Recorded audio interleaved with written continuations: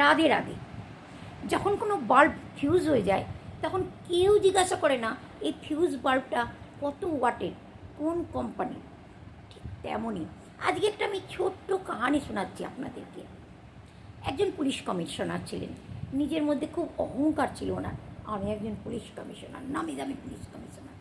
উনি রিটায়ারমেন্টের বাদ পুলিশ কোয়ার্টার ছেড়ে দিয়ে একটা খুব নামি দামি একটা সোসাইটিতে নিজে অনেক বড় ফ্ল্যাট কিনলেন এবং সেখানে শিফট হয়ে গেলেন। সেখানে শিফট হওয়ার পর সেই সোসাইটিটাতে সব বয়স্ক লোকেরাই বেশি থাকত। উনি সকাল বিকেল মর্নিং ওয়াক করতেন, কিন্তু কারোর সাথে কথা বলতেন না। কেন না, ওনার ভেতরে একটা কাজ করতো, আমি পুলিশ কমিশনার, আমি দেশের পুলিশ কমিশনার ছিলাম।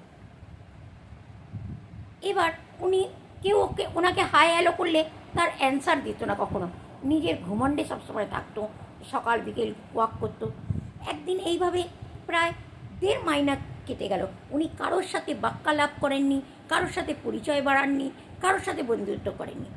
একদিন উনি সন্ধ্যের সময় ঘুরতে ঘুরতে একটু হাঁপিয়ে গেছেন, একটা বেঞ্চের উপরে পার্কের মধ্যে এসে বসে গেলেন। পাশে একজন খুবই বয়স্ক, অনেক বয়স্ক একজন ভদ্রলোক ছিলেন। উনি একটু কাঁপা কাঁপা হাতে বললেন, হ্যাঁ নমস্কার নমস্কার, হ্যাঁ নমস্কার। আমি একজন না পুলিশ কমিশনার ছিলাম। ওনার ভেতরে এই জিনিসটা কাজ করতো তো, আমি একজন পুলিশ কমিশনার ছিলাম জানেন। নামি নামি সব নেতারা সব আমার ঘরে আসা যাওয়া ছিল, সবাই আমার সাথে স্যালুট করতো, সবাই আমার ঘরে সবসময় আসতো। উনি ওনার বক্তব্য বলেই গেলেন। এটা একবারও জানবার চেষ্টা করলেন না সামনের যে মানুষটা বসে আছে ওটা কে, কোথা থেকে এসেছে, কোনো দরকার নেই ওনার। তখন ওই বুড়োটা কাঁপা কাঁপা গলায় বললেন, ঠিক আছে, আপনি পুলিশ কমিশনার ছিলেন, নেতারা আপনার ঘরে আসতো দেখা করতে, এখন আর কেউ আসে না এখন আর। আপনি জানেন আমি 2 বার বিধায়ক পদে জিতেছিলাম, কখনো দেশ চালাতাম, এখন ঘর চালানোরও ক্ষমতা নেই, ব্যাস নিজের শরীরটা চালিয়ে নিয়ে চলছি, এটাই যথেষ্ট। ওই দেখুন সামনে ওই যে ভদ্রলোক আসছেন, উনি ছিলেন রেলওয়ে জেনারেল ম্যানেজার। ওই দেখুন ওই দিকের ওই যে ভদ্রলোক, উনি হচ্ছেন ব্রিগেডিয়ার সাব। ওই যে ওই দিক, এরকম করে উনি সমস্ত লোকেদের পরিচয় করাতে রইলেন। ওই দেখুন উনি হচ্ছেন RBI ব্যাংকের ম্যানেজার ছিলেন, এরকম করে উনি সব পরিচয় করালেন। এবার ভদ্রলোক একটু চুপ হয়ে গেলেন।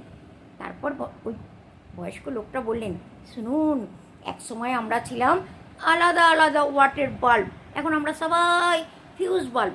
কেউ জিজ্ঞাসা করে না আমরা কত ওয়াটের ছিলাম, কোন কোম্পানির ছিলাম, কেউ বলে না। এখন আমাদের শুধু একটাই পরিচয়, মৃত্যু প্রমাণপত্র বানানোর সময় এসে গেছে। আমরা যতদিন বেঁচে আছি সবাই মিলে ঝুলে সবার আমাদের একটাই পরিচয়, আমরা সবাই মানুষ, এইভাবে আমাদের থাকাটা দরকার। আজকে ভদ্রলোকের একটু চোখটা খুলে গেল, কথাটা তো সত্যি কথা, আমি পুলিশ কমিশনার ছিলাম, এখন আমি কে? এখন আমি কেউ নই। রাধে রাধে। সবার মাথাতে কিন্তু এই কথাটা রাখবেন। আপনি জোয়ানিতে কী ছিলেন ওটা মাইনা রাখে না, আপনার বয়স হয়ে গেছে, এখন আপনি কে, কী করছেন, এইটা সবচেয়ে বড় মাইনা রাখে। খেয়াল রাখবেন সবাই নিজে নিজে।